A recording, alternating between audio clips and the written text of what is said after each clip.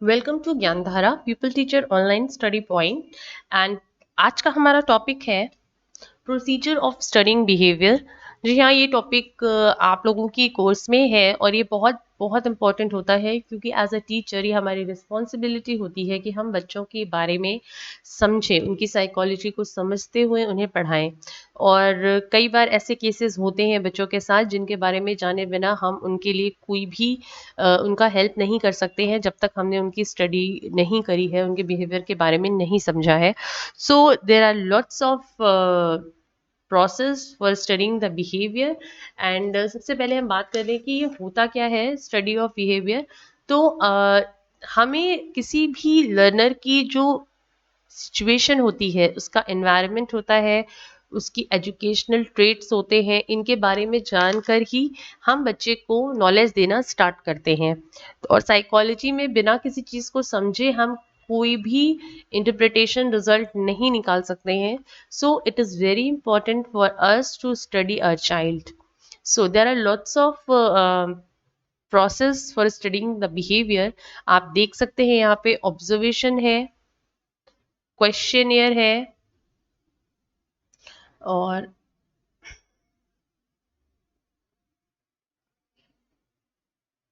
Interview है, and focus group sessions है। आप देख सकते हैं यहाँ पे। तो ये तो एक फॉर्मल मेथड है, लेकिन उसके अलावा बहुत सारे मेथड्स होते हैं, जैसे कि आप यहाँ पे देख सकते हैं observation, survey, interview, case study and experimental. तो ये सारे जो मेथड्स हैं ये आप चाइल्ड साइकोलॉजी में पढ़ते हैं, जिसमें से मेनली 3 मेथड्स आपको पढ़ने हैं आपके कोर्स में है, observation, interview and case study. तो आज हम देखेंगे ऑब्जर्वेशन के बारे में। Look at the slide. Observation method में सबसे पहली बात करते हैं ऑब्जर्वेशन क्या होता है। तो we will talk about observation. तो ऑब्जर्वेशन यहाँ पर ऑब्जर्वेशन कौन कर रहा है? टीचर। ऑब्जर्वर इसका मतलब कौन है? हमारा टीचर। एंड स्टूडेंट यहाँ पे क्या है? सब्जेक्ट। ठीक है। तो टीचर कर रहा है ऑब्जर्वेशन, तो teacher is observer, and observation कर किसका रहा है? बच्चे का, एंड दैट इज सब्जेक्ट। सो ये एक नॉर्मल कह सकते हैं तरीका है जहाँ पे आप ऑब्जर्वेशन करते हैं इन अ क्लासरूम, और हम यहाँ पर ये देख सकते हैं कि किस तरीके से टीचर और बच्चा कर रहा है। सो हम अगर अपनी डेफिनेशन के बारे में बात करें, तो I hope I can write it from black pen.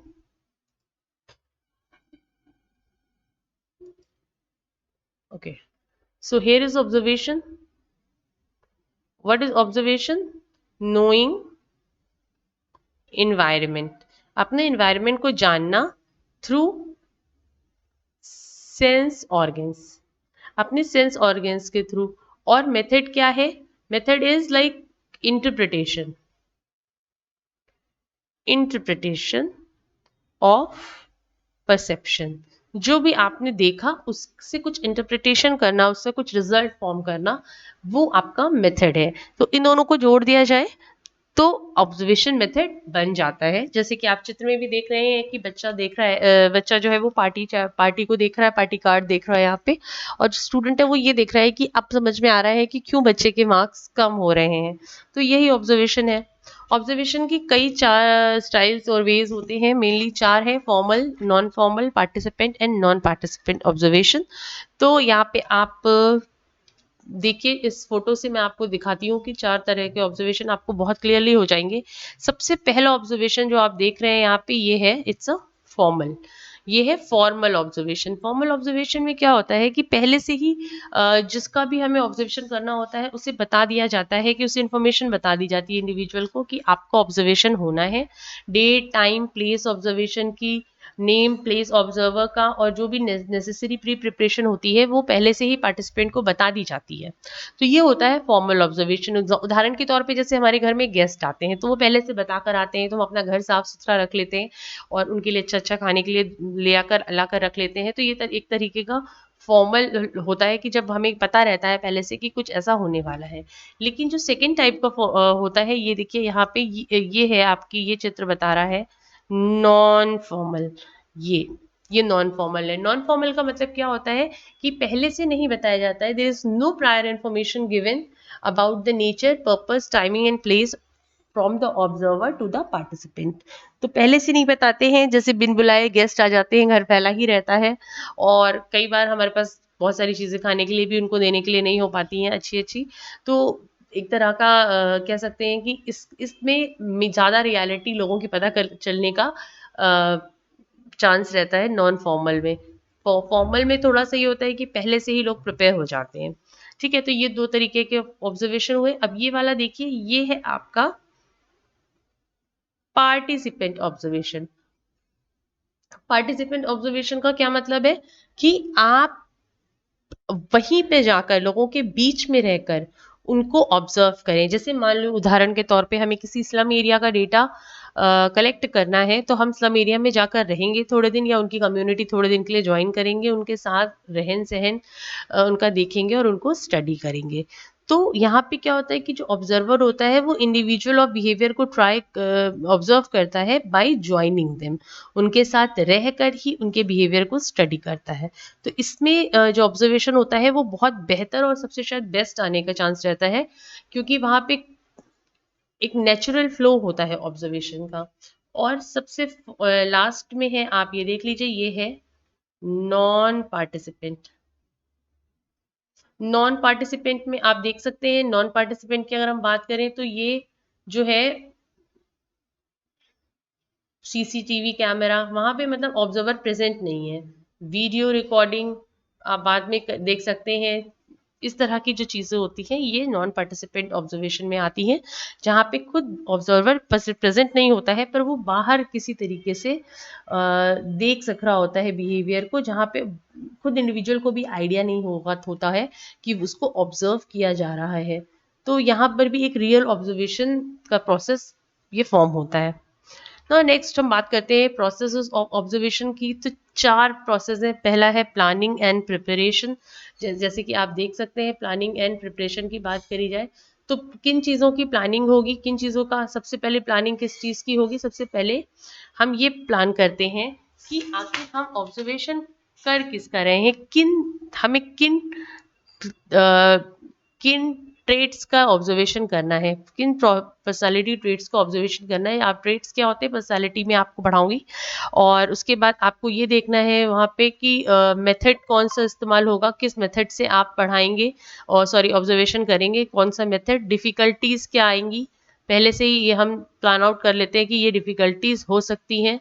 और उसके साथ साथ हम ये भी पता कर लेते हैं कि बेस्ट वे क्या होता है सबसे अच्छा आउटपुट निकालने का। तो ये 4 चीज़ें हैं जो प्लानिंग में हम ध्यान रखते हैं। उसके बाद नेक्स्ट आता है आपका ऑब्जर्वेशन ऑफ द बिहेवियर। तो हम यहाँ पे ऑब्जर्वेशन करते हैं, कई बार बता देते हैं, कई बार बिना बताए करते हैं, लेकिन मेनली बेसिकली होता क्या है कि एक बार में ऑब्जर्वेशन अगर नहीं हो पाया है तो हमें उसे रिपीट करना पड़ता है, और डिफरेंट डिफरेंट टूल्स लेकर, चाहे हम कैमरे से सिचुएशन कर रहे हो, चाहे हम उसे क्वेश्चनियर्स कर रहे हो, कुछ भी हो, तो वहाँ पर हम क्या करते हैं कि बेस्ट मेथड और टेक्निक्स का इस्तेमाल करते हैं, जिससे कि जो हमारे रिजल्ट्स हैं वो बहुत बहुत अच्छे आए। और इसके लिए हमें कुछ चीज़ों का ध्यान रखना होता है, जैसे कि आई कांटेक्ट बहुत अच्छा होना चाहिए। ठीक है, आपका सेंस ऑर्गन बहुत बढ़िया से वर्क कर रहे होने चाहिए जब आप किसी का बिहेवियर नोटिस कर रहे हैं। इसके साथ साथ जो कैमरा टूल्स हैं वो बहुत अच्छे होने चाहिए। रिकॉर्डिंग वगैरह जो है वो भी साइड बाय साइड होनी चाहिए। जैसे मान लो आप किसी का ऑब्जर्वेशन कर रहे हैं बिहेवियर का, तो आप उसके साथ साथ ऑब्जर्वेशन के साथ साथ रिकॉर्डिंग भी करते जाइए, तो ज़्यादा बेहतर होगा। Then third is analysis and interpretation of the observe fact. तो जो भी आपने अपने ऑब्जर्वेशन बिहेवियर के साथ रिकॉर्ड करके आप लेकर आए हैं, आप घर आकर उसको एनालिसिस करोगे, एक क्लोज एनालिसिस करोगे, जिससे कि कुछ इंटरप्रिटेशन निकलेगा उसकी बच्चे की पर्सनालिटी का, या आप जो भी रीजंस ढूंढ रहे हैं आपको पता चल जाएंगे। और उसके बाद जनरलाइजेशन ऑफ फैक्ट, जो स्टैंडर्ड टर्म्स होते हैं उसके बाद आप करके उससे मैच करके बच्चे के लिए एक रिजल्ट डिराइव करेंगे, या फिर आप कह सकते हैं कि अगर बच्चे को कोई प्रॉब्लम है तो उसका ट्रीटमेंट रिकमेंड आप कर सकते हैं। तो ये प्रोसेस होता है ऑब्जर्वेशन का। नेक्स्ट हम बात करते हैं मेथड्स मेरिट्स की। हर मेथड की अपनी कुछ मेरिट होती है, कुछ डीमेरिट होती है। ऑब्जर्वेशन मेथड की भी कुछ मेरिट्स हैं, कुछ डीमेरिट्स हैं, और ये आपको बहुत जल्दी से मैं आपको बता देती हूँ। आप बिल्कुल शॉर्ट में इसको नोट भी कर सकते हैं। मैं आपके लिए यहाँ पे लिख दे रही हूँ और आप इसे नोट कर लीजिए। पहला है कि ये एक नेचुरल फॉर्म है, नेचुरल मेथड है। दूसरा, ये रिलायबल होता है, ज़्यादातर केसेस में ये रिलायबल होता है। तीसरा, आप कह सकते हो कि ये प्रेजेंट फॉर्म, प्रेजेंट स्टेट में ही बिहेवियर अडॉप्ट करने, बिहेवियर ऑब्जर्वेशन प्रेजेंट स्टेट में किया जाता है। और एक तरीके से ये इकोनॉमिक होता है, economic in terms of time, money and labour. और ऑल ऑर्गेनिजम्स, केवल ह्यूमंस का ही नहीं, आप एनिमल्स, इंसेक्ट्स, कई चीज़ों का बिहेवियर, और बर्ड्स, आप सभी ऑर्गेनिजम्स का लगभग कर सकते हैं ऑब्जर्वेशन उनके बिहेवियर स्टडी के लिए। और एक चीज़ और है जो इसकी प्लस है, वो ये है कि सिंगल पर्सन का, चाहे आपको टीम का करना हो, आप ऑब्जर्वेशन मेथड का इस्तेमाल यहाँ पे कर सकते हैं। चाहे आप एक सिंगल चाइल्ड के लिए करना चाहें, चाहे पूरी क्लास के लिए करना चाहें, ये मेथड यूज़ किया जा सकता है। नेक्स्ट, अगर हम डीमेरिट की बात करें तो बहुत चीज़ों में यहाँ पे डीमेरिट्स भी हैं इसकी। सबसे पहली तो ये है कि we have lack of trained observers. So यहाँ पे हमें क्या है कि हमारे पास ट्रेन्ड ऑब्जर्वर्स नहीं होते हैं, बहुत अच्छे ऑब्जर्वर्स नहीं होते हैं, और जिनको जो एक तरीके के अच्छे रिजल्ट हमें लाकर दे सके, तो ट्रेन्ड ऑब्जर्वर्स हमें नहीं मिलते हैं। कई बार ऐसा होता है कि ऑब्जर्वेशन वर्क जो है वो इसी वजह से सफ़र करता है। अच्छा ऑब्जर्वेशन के लिए एक अच्छा ऑब्जर्वर चाहिए होता है, एक अच्छा कह सकते हैं स्किल्ड ऑब्जर्वर चाहिए होता है, जो कि जल्दी नहीं मिलता है। एंड नेक्स्ट इसकी डीमेरिट जो आप कह सकते हैं वो ये है कि यहाँ ये सब्जेक्टिव होता है। सब्जेक्टिव का मतलब ये होता है कि यहाँ पर जो ऑब्जर्वर है, यहाँ पे वो अपने ऑब्जर्वेशन तो वो कर रहा है बच्चे का, उसके साथ साथ वो अपने माइंड की जो थॉट्स होते हैं, अपनी फीलिंग्स होती हैं, अपनी टेंडेंसीज होती है, उसको भी वो उसमें इंक्लूड कर लेता है। तो ये एक इससे मेथड थोड़ा सा ऑब्जर्वेशन पर्सनालिटीज के रिजल्ट में प्रॉब्लम करता है। देन थर्ड इज कह सकते हैं आप पार्शियल एटीट्यूड। पार्शियल एटीट्यूड है ऑब्जर्वर का। पार्शियल एटीट्यूड क्यों? ऑब्जर्वर का कई बार बच्चे से थोड़ा खुन्नस खा जाता है टीचर, तो भी उसको अच्छे मार्क्स नहीं देता है ना। तो ये भी एक, और ऑब्जर्वेशन में के टाइम पे भी बच्चे के लिए अगर उसको रिजल्ट देना है, जैसे हम प्रैक्टिकल एग्जाम्स में ये ज़्यादातर देखते हैं कि अगर टीचर को कोई स्टूडेंट पसंद नहीं होता है तो वो उसको कम मार्क्स देते हैं, ऐसा होता है। और जिन स्टूडेंट्स को वो पसंद करते हैं उन्हें आंख बंद करके मार्क्स दे देते हैं। तो ये भी एक ऑब्जर्वेशन मेथड, क्योंकि वो साल भर ऑब्जर्व कर रहे होते हैं बच्चे को, और वहां पर जब मार्क्स देने की बारी आती है तो वो यही करते हैं। तो ये एक डिमेरिट है एक तरह से, बच्चे की ओरिजिनल प्रतिभा पर ही उसे मार्क्स देने चाहिए।